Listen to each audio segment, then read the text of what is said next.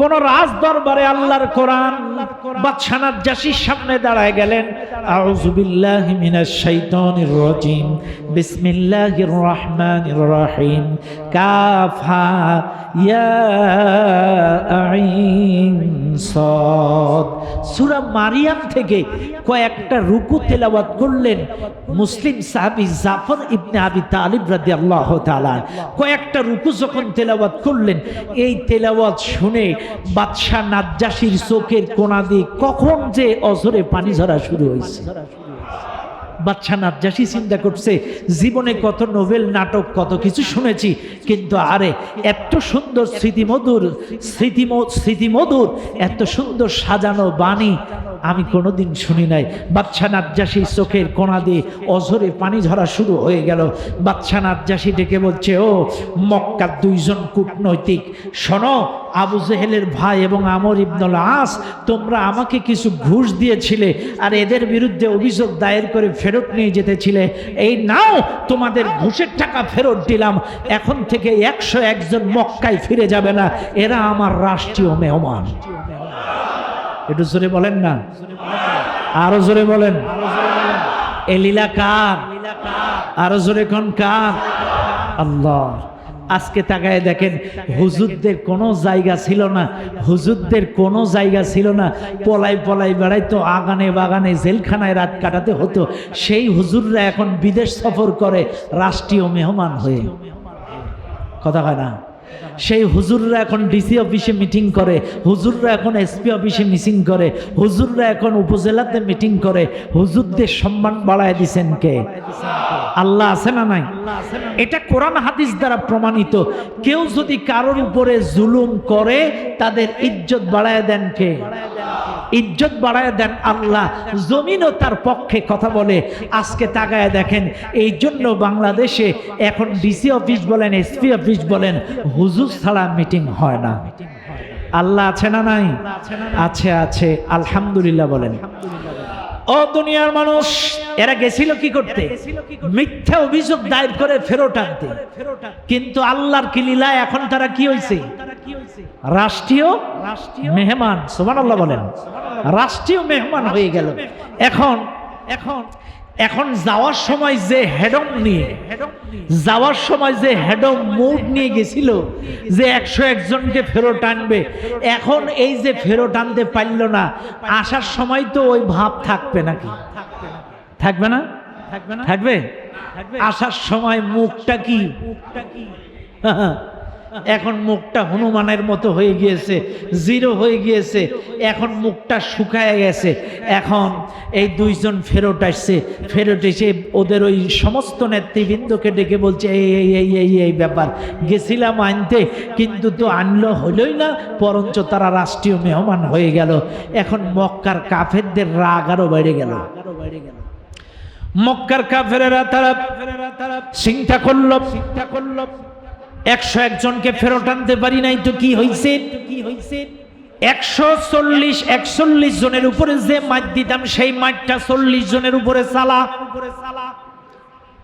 46-47 বছর নবুয়তির কয় বছর?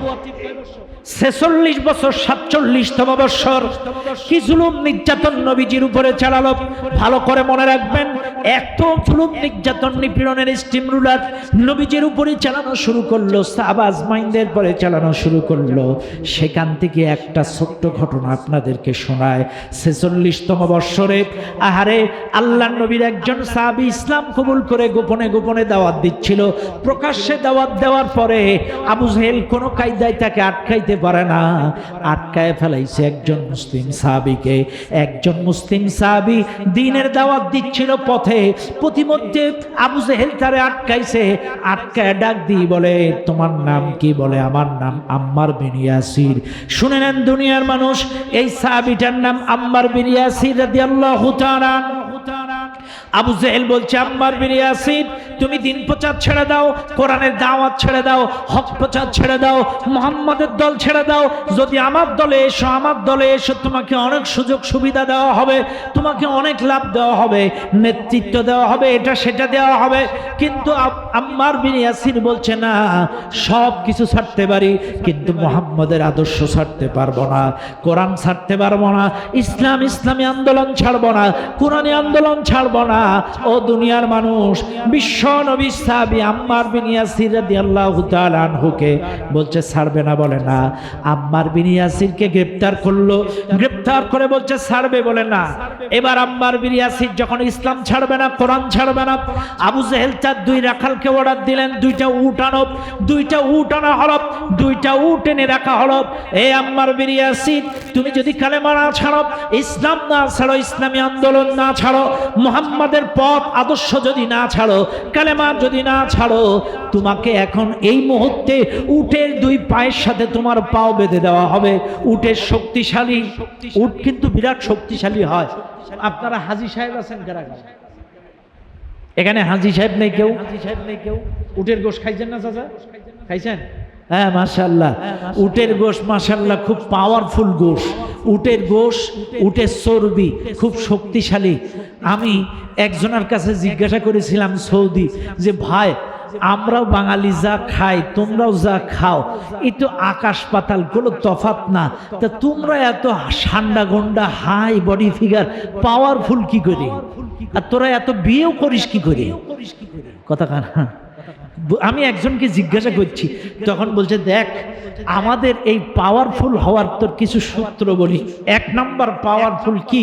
বলছে এক নাম্বার হচ্ছে আমরা দুধ দিয়ে খেজুর খাই, দুই নাম্বার হচ্ছে আমরা মধু খাই।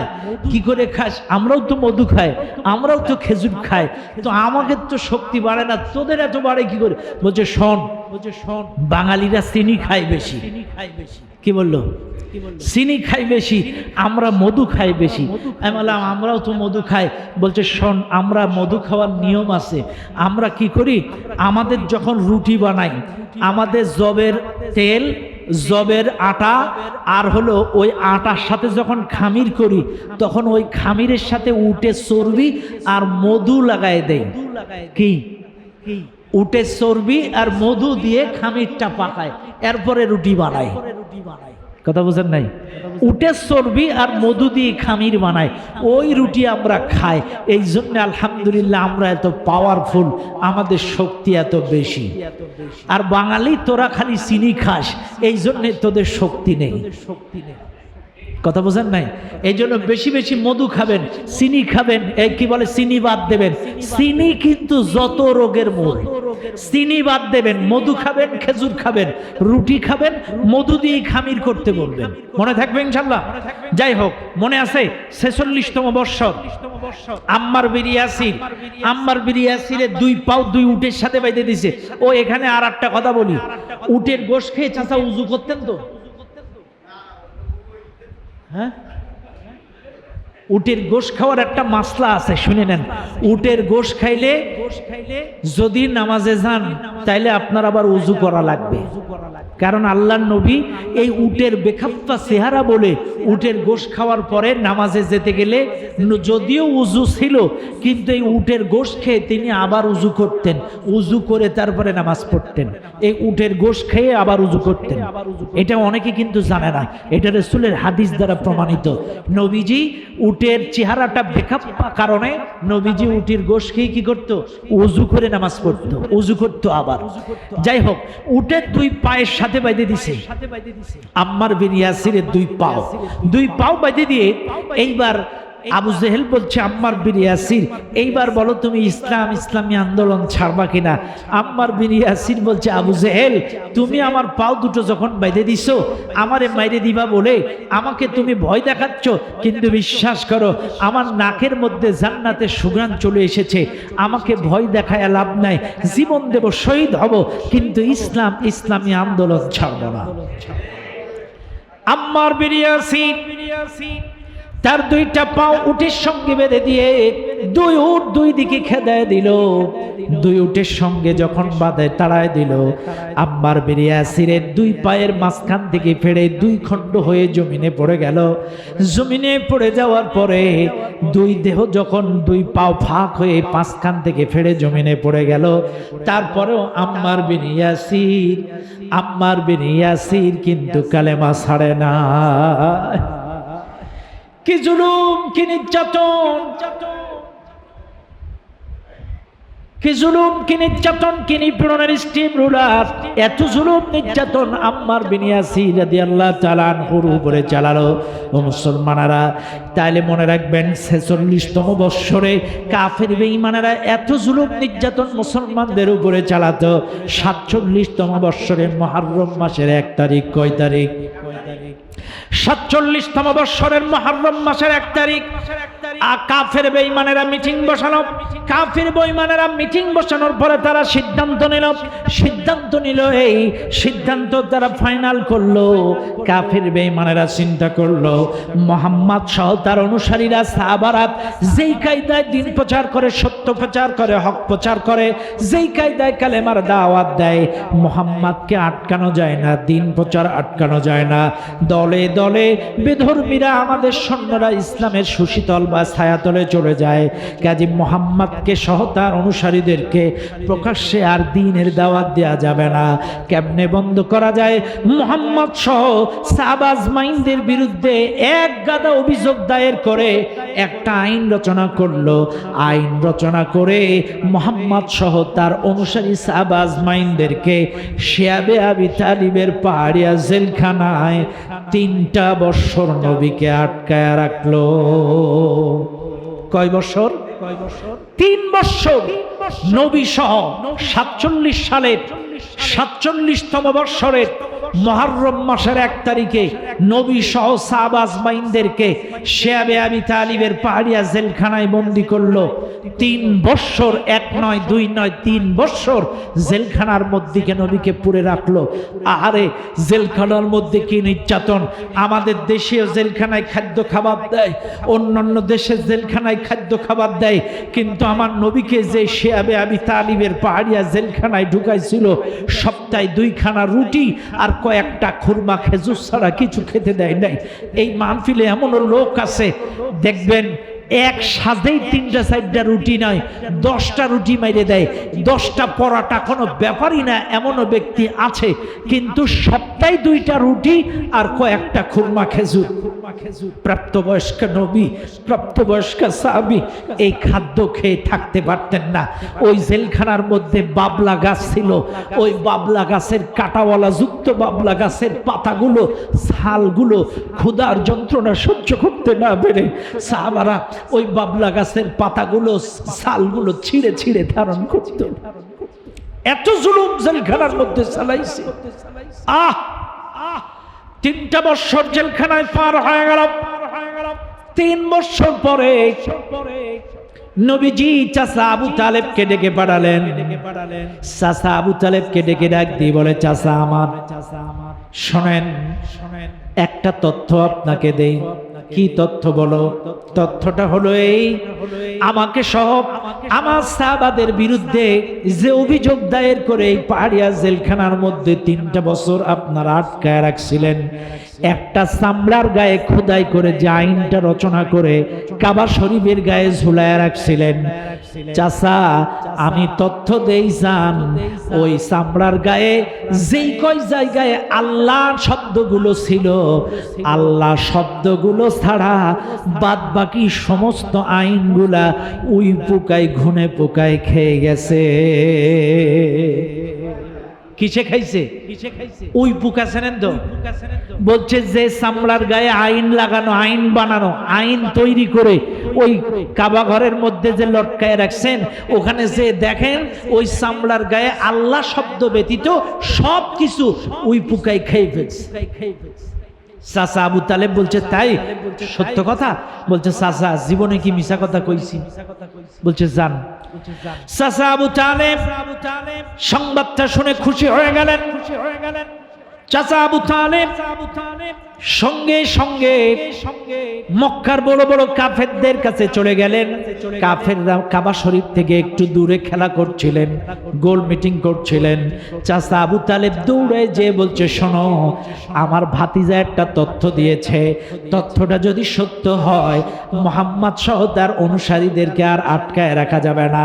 আমার ভাতিজা বলেছে তাদের বিরুদ্ধে যে আইন রচনা করেছিলে ওই আইনটা টোটাল শব্দগুলো ওই পোকাই খেয়ে গেছে, শুধু আল্লাহ শব্দগুলা ওই চামড়ার গায়ে খোদাই করা আছে।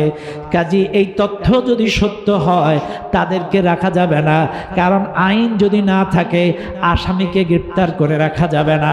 তখন কাফির বেঈমানেরা হুমড়ি খেয়ে কাবার চত্বরে চলে গেল, যে দেখে সর্বনাশ, মুহাম্মদ যেই তথ্য দিয়েছে তথ্য সত্য। যে দেখে ওই চামড়ার গায়ের থেকে আল্লাহ শব্দ ব্যতীত সব শেষ। তখন চিন্তা করছে, যেহেতু আইনই নাই, 3টা বছর আটকায় রাখছে, আইনই যেহেতু নাই, চাইলে কি আসামিদেরকে আর আটকায় রাখা যাবে? আইনই তো শেষ। এখন আপনারা বলেন, আমাদের ম্যাডাম যে মামলাগুলো আমাদের উপরে দিয়েছিল, এই যে বিএনপির পরে জামাতের পরে বিভিন্ন কর্মীদের উপরে, এখন যারা আইন বানাইছিল তারা কি আছে? চাইলে আইন যারা বানাইছিল তারাই যদি না থাকে, মামলা কি থাকে? এখন মামলা কি আছে? ম্যাক্সিমাম মামলা খালাস না। কিন্তু আমার দেশের কিছু কপাল পোড়া আছে। কি পোড়া? জোরে বলেন, জোরে বলেন। কিছু কপাল পোড়া আছে। এই কপাল পোড়ারা বলতেছে না সংবিধান। আরে যারা সংবিধান বানাইছে হেরাই তো নাই, কিসের সংবিধান? কথা কন না কেন? যারা সংবিধানের আইন বানাইছে, শুনে নাও, সংবিধান সংবিধান করে লাফিয়ে আজকে সুপ্পু মামুকে তোমরা সরাইলে না, এই সুপ্পুই তোমাদেরকে ফিনিশিং টাচ দিয়ে দেবে। মাথায় রাখো, মাথায় রাখো, সংবিধান ওই সুপ্পু কাকুই নতুন করে তৈরি করে তোমাদের গিলায় দেবে। এই জন্য তোমরা বুঝতেছ না, আন্দাজ পাচ্ছ না কতটা গুড় আচ্ছি, একটু বুঝতে পারবা এই মামুই শেষ খেলাটা খেলবে। কথা কন না কেন? রাগ করার কোনো সুযোগ নাই, কারণ আইনই যদি না, আইন প্রণেতা যদি না থাকে, কিসের আইন? কিসের আইন? যারা তোমাদের মামলা দিল, এই মামলাগুলো যদি খালাস হয়ে যায়, তাহলে যারা সংবিধান বানালো ওই সংবিধান মোতাবেক কেমনে এই রাষ্ট্রপতি থাকে? কথা বলো না কেন? ভাইরা আমার, আমার কথায় রাগ করবেন না, বাস্তব ভিত্তিক কথা বলছি, খেয়াল করেন। এইবার মুহাম্মদ সহ সাহাবা আজমাইনদেরকে ছেড়ে দিলেন। কয় বছর হইছে? 47 আর 3 কত বছর? মনে আছে আপনাদের? কটা বাজে? কতক্ষণ চলবে? হ্যাঁ, না না, গরম লাগতেছে না আপনাদের? আপনারা কষ্ট পাচ্ছেন, আর তাবারও কাছে যে গরম পড়তেছে, যদি আলাই যায় তা নাও। খেয়াল করেন, কয়তম বছর? হ্যাঁ, 50তম বৎসর। মনে আছে আপনাদের? 50তম বৎসর। অন্তত মক্কা 3 বছর শেষ করি নাকি? না, থাকবে। ওই যে চাচা বলছে তাহাজ্জুদ পড়তে হবে, ফজর পড়তে হবে, তাইলে আর না গাই।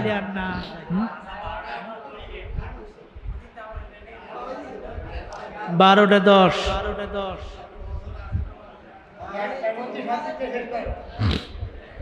শোনেন, তাহলে কয়তম বছর? 50তম বৎসর। 6 মাস পরে মারা গেলেন চাচা। এই 6 মাস পরে 50তম বৎসর, জেলখানার থেকে বের হওয়া 6 মাস পরে মারা গেলেন মা খাদিজা। কে মারা গেলেন? কে মারা গেলেন? মা খাদিজা। আরে মা খাদিজা কে ছিলেন? নবীজির প্রিয়তমা স্ত্রী। এই চাচা, আপনি কি জাবালে নূরে উঠছিলেন? উঠতে পারছিলেন? পারিনি, আমিও পারিনি, কারণ আমি 3 বার গেছি, কিন্তু আমার পায়ে একটা ইনজুরি আছে। আমি অ্যাক্সিডেন্ট করছিলাম 7 সালে, এই জন্য আমার পা বেশিক্ষণ ভাঁজ করতে পারি না আর বেশি হাঁটতে পারি না, এই জন্য আমি ওই পাহাড়ে উঠতে পারি না। খুব ইচ্ছে ছিল, কোন জায়গায় নবী হেরা গুহায় ধ্যানে ছিলেন, তবে আমি পারিনি। তো কি হয়েছে, আমার একটা ড্রোন আছে, ড্রোন, এইবার যে সেই ড্রোন পাঠাই দিছিলাম একেবারে জায়গা মতো। এবার ড্রোন নিয়ে গেছিলাম সাথে করে, জেদ্দা সাগর পাড়ে গেছি, ওখানে যে উড়াচ্ছি, এক সৌদি আমারে জিজ্ঞাসা করছে তুই এ বিমানে আনলি কি করে। আমি বললাম 249 গ্রাম জায়েজ আছে, ইন্টারন্যাশনাল ফ্লাইটে 249 গ্রাম জায়েজ আছে, আমার এটা 249 গ্রাম, আমার যদি 250 পার হতো এটা অ্যালাউ ছিল না সরকারিভাবে। ইন্টারন্যাশনালভাবে ফ্লাইটে 250 গ্রাম পার করা যায়, বিশেষ করে ড্রোন, অন্য কিছু পার করা যায় না, এটা আমার 249 গ্রাম। তো আমি মোটামুটি সব জায়গায় সব পাহাড়ে আমার ড্রোন পাঠাইছিলাম, এবার সব ফুটেজ আমাকে উঠতো, খানা দিয়ে আসতো আর না। সুবহানাল্লাহ বলবেন না? তাইলে নবী বিয়ে করছিল কত বছরে? 25 বছরে। মা খাদিজার বয়স তখন কত ছিল? এইবার আসেন, তাইলে নবীর বয়স ছিল 25, মা খাদিজার বয়স ছিল, তাইলে নবী জেলখানার থেকে 85 বের হলো, তাইলে ওই সময় মা খাদিজার বয়স কত? হ্যাঁ, 65। খেয়াল করেন, তাইলে নবীর বয়স 50, মা খাদিজার বয়স 65 বছরের বৃদ্ধ স্ত্রী 2.5 কিলোমিটার ওই পাহাড়ে দৈনন্দিন 2 বার খানা খাওয়াইতো আর নামাইতো, খানা দিয়ে আসতো আর নামাইতো। ও ভাই, আমার লাগবে না, আমার লাগবে না, এখন আর লাস্ট টাইমই ঝামেলা করি, শেষ করি। 2.5 কিলোমিটার 65 বছরের বৃদ্ধ স্ত্রী ওই পাহাড়ে খানা দিছে আর নামাইছে। এইবার বলেন, পর্দার আড়ালে যেই সকল মহিলারা আমার ওয়াজ শুনছেন, আপনারা আপনাদের স্বামীদের কি করেন? কথা না, পানি চাইলে কি কয়? ঢেলি খাও।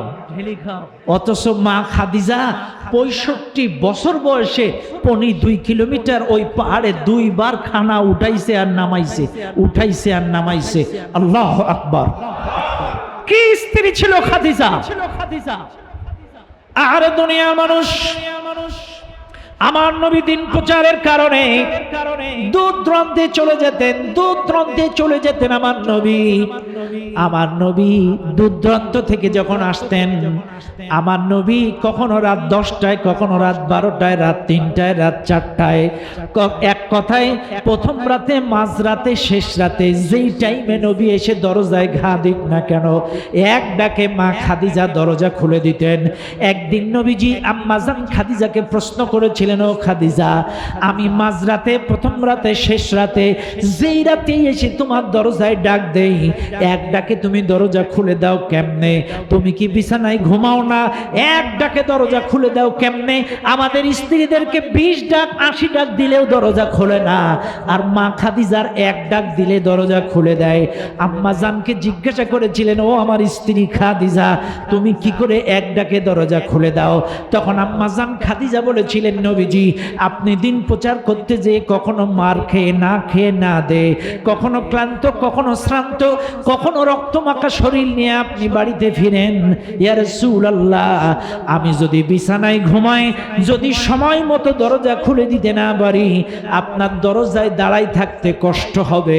এই জন্য আপনি যখন থেকে দিন প্রচারের কাজে বাইরে যান, আমি সেদিন থেকে সন্ধ্যার পর থেকে সারাটা রাত বিছানায় ঘুমায় না, দেয়ালে ওই দরজার গায়ে হেলান দিয়া ঘুমায়। আমার নবী কখন বাড়ি আসবে?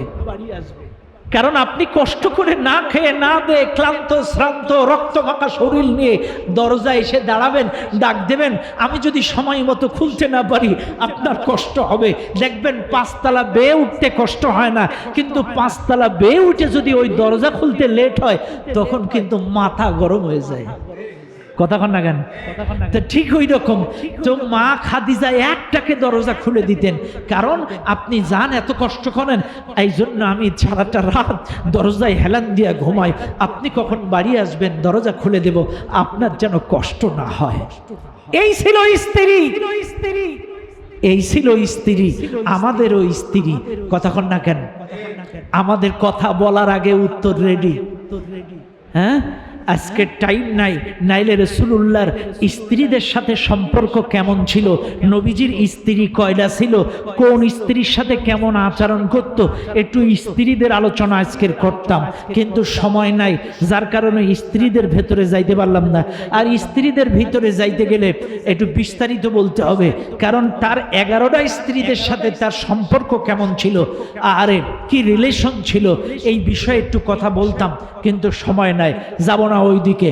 এখন আসেন, 6 মাসের মাথায় মা খাদিজা, 7 মাসের মাথায় চাচা আবু তালেব মারা গেল।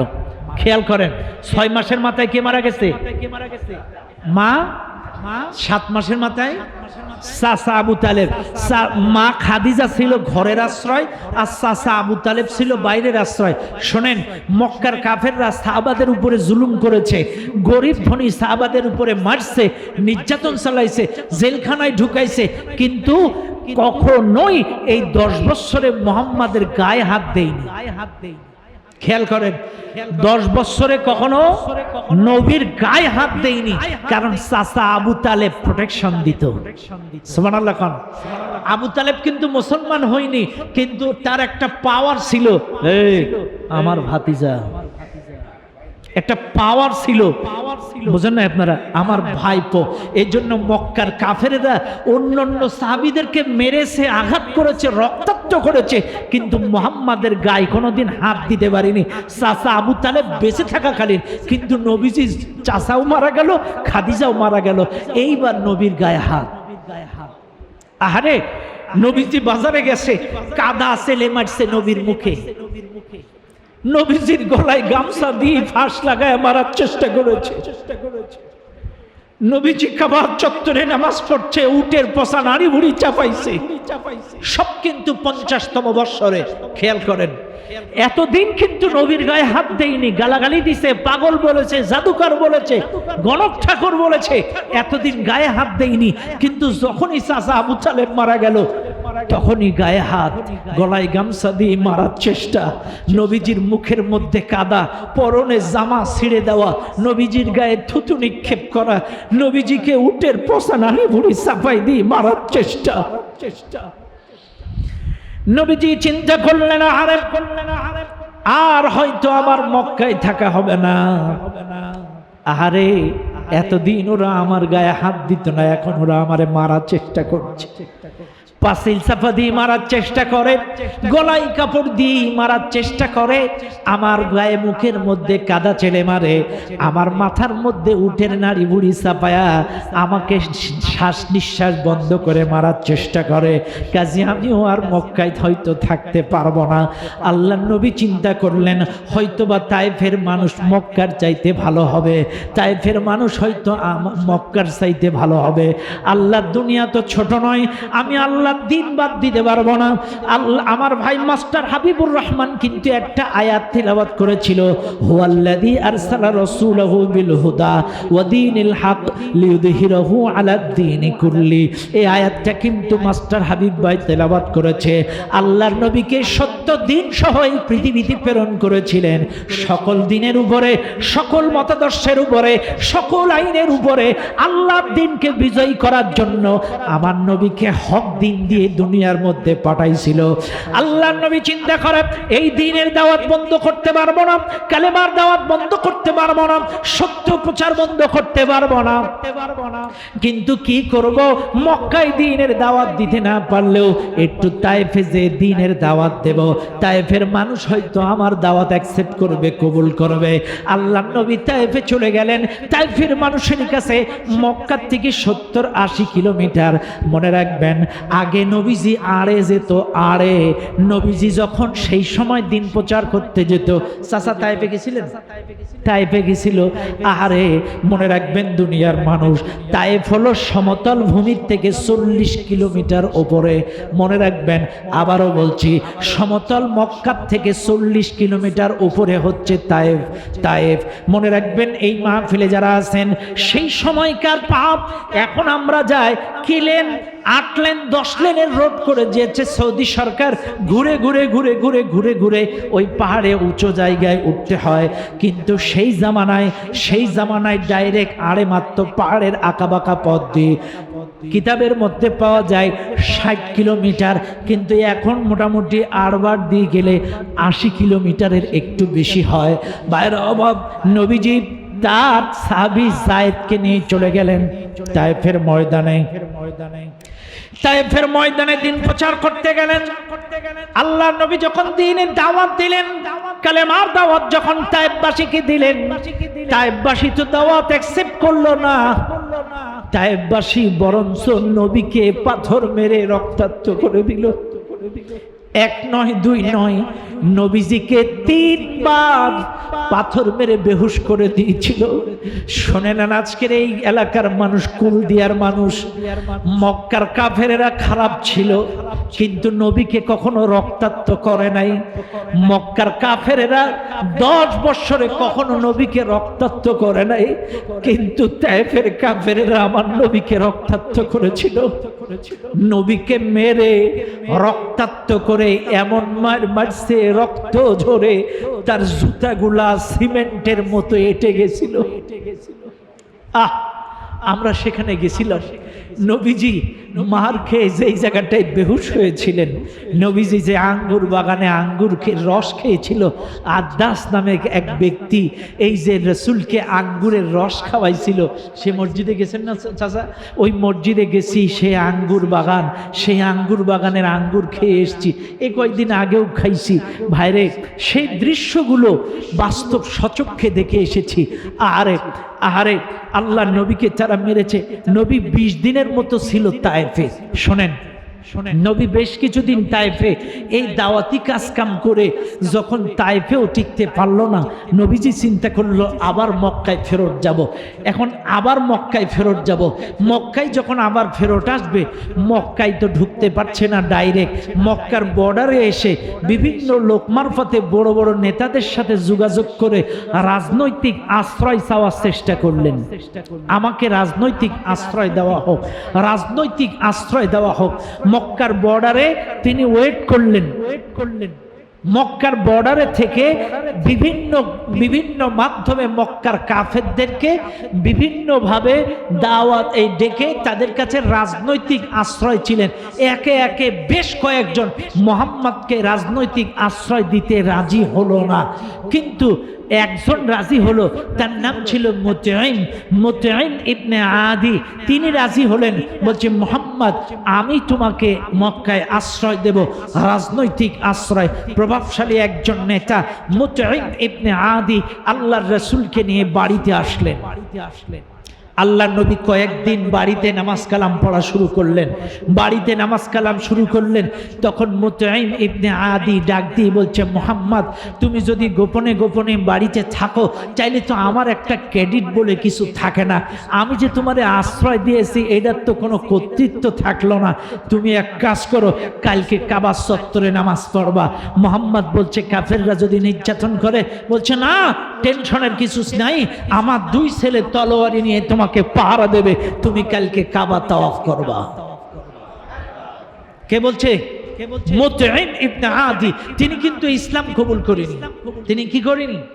ইসলাম কিন্তু কবুল করেনি। মুতঈম ইবনে আদি তখন তার 2 ছেলেকে তলোয়ারি দিয়ে রাসূলুল্লাহর সঙ্গে পাঠালেন।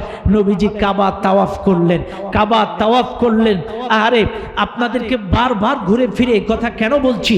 আপনারা এখানে যারা আছেন, হজ যাদের উপরে ফরজ হয়েছে তারা হজ করবেন, আর মাঝে মাঝে উমরা করবেন। কারণ আল্লাহর নবী বলেছেন, হজ এবং উমরার মাধ্যমে বান্দার গুনাহ মাফ করে দেওয়া হয়, তাদের আর্থিক সচ্ছলতা দেওয়া হয়, তাদের সম্পদ বাড়িয়ে দেওয়া হয়, ধনী বানিয়ে দেওয়া হয় এই হজ এবং উমরার মাধ্যমে। এই জন্য আপনারা হজ যাদের ফরজ হয়েছে, এখানে একটা খালি আয়াত বলবো, ওয়ালিল্লাহি আলান নাসি হিজ্জুল বাইতি মান ইসতাতাআ ইলাইহি সাবিলা। কোরআনের আয়াত। আল্লাহ বলছে যাদের ওই জায়গায় যাওয়ার সামর্থ্য আছে তাদের জন্য হজ ফরজ। এখন আপনারা বলবেন কাজের ফরজ আছে। এই মাহফিলে যারা আছেন একটু ভালো করে কান খুলে শুনে নেন। এখন সৌদি আরবে যেতে, থাকতে, খাইতে 6 লাখ টাকা লাগে। কয় লাখ? কমের পদে বলছি। কেন বলছি? 5 লাখেও হয়, 5.5 লাখেও হয়, কিন্তু আমি ধরলাম 6 লাখ। চাইলে 6 লাখ টাকা যাওয়া আসা থাকা হজ, এবং আপনার বাড়ি মনে করেন 8 জন সদস্য আছে, মা বাপ ভাই বোন 8 জন, এক ফ্যামিলির সদস্য। চাইলে আপনার যে 40 দিন বা 1 মাস ওখানে থাকা লাগবে, এই 1 মাসে ওদের ভরণ পোষণ খাওয়া দাওয়া এটা ছাড়া, তাইলে এদের ধরলাম 1 মাসের খরচ 50,000, আর ওখানে 6 লাখ, 6.5 লাখ। এই 6.5 লাখ আপনার চলাফেরা খাওয়া দাওয়া সব কিছুর পরে অতিরিক্ত 6 লাখ টাকা যদি থাকে সম্পত্তি, আপনার উপরে হজ ফরজ। কথা বুঝেন না আপনারা? আমি কিন্তু হিসাব আপনাদের ধরে দিলাম। এখন আপনি যদি না যান, কিয়ামতে আপনি আসামি হবেন, আপনার কুফরি মৃত্যু হবে। নামাজ না পড়লে যেমন কাফের হয়ে যায়, হজ ফরজ হওয়ার পরেও যদি আপনি হজ না করে মারা যান, আপনারও কিন্তু কুফরি মৃত্যু হবে। আমি কিন্তু হজের হিসাবটা আপনাদের বলে দিলাম। এইবার বুকে হাত দিয়ে বাড়ি যেয়ে মিলান, কাদের উপরে ফরজ হইছে, কাদের উপরে হয় না। কথা ক্লিয়ার? ব্যাস, এইবার আসেন তায়েববাসীর কথা বলছি। মনে আছে মুতঈম ইবনে আদি যখন ওই রাসূলুল্লাহর সামনে 2 ছেলেকে পাঠায় দিলেন, তলোয়ারি নিয়ে খাড়ায় আছে।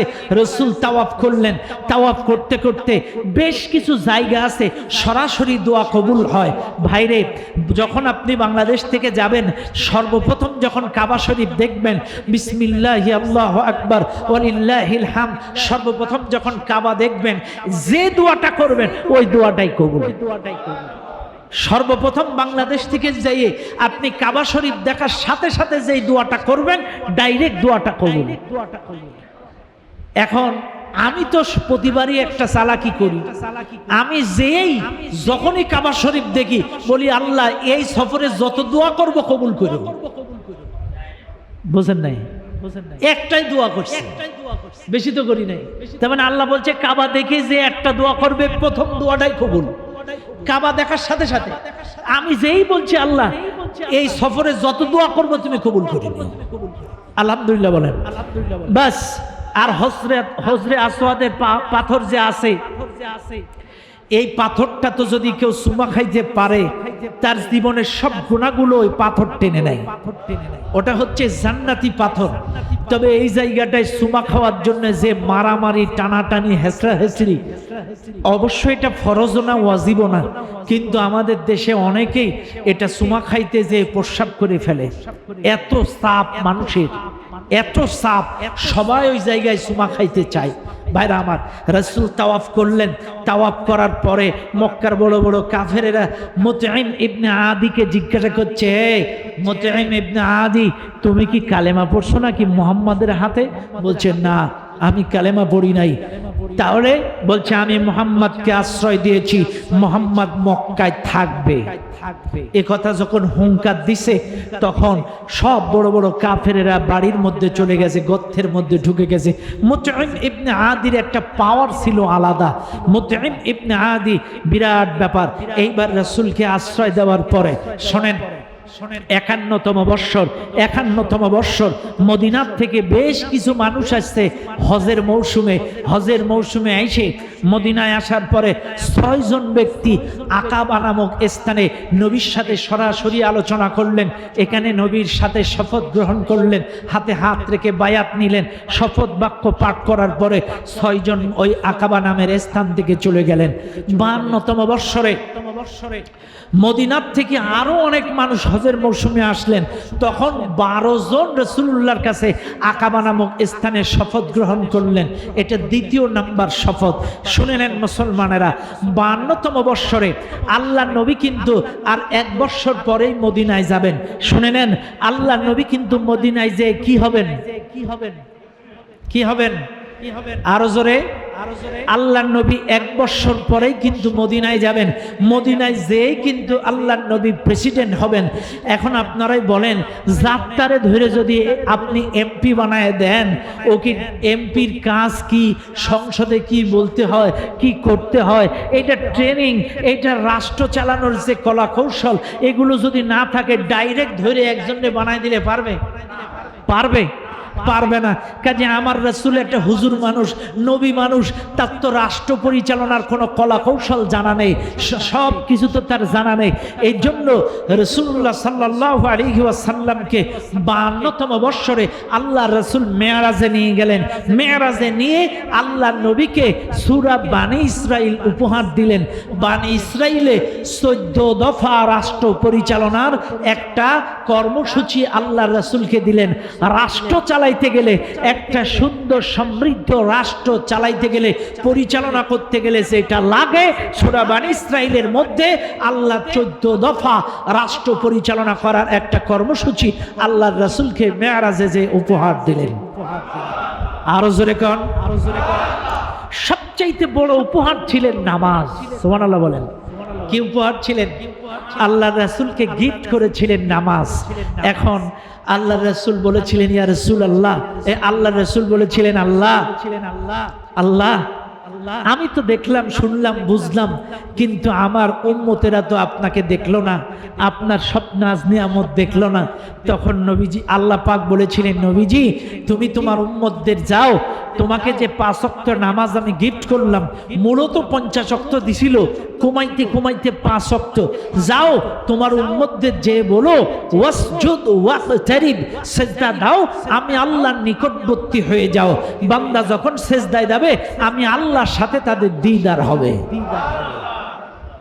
বান্দা যখন সিজদায় যাবে, আমি আল্লাহর সাথে তাদের কি হবে? দিদার হবে।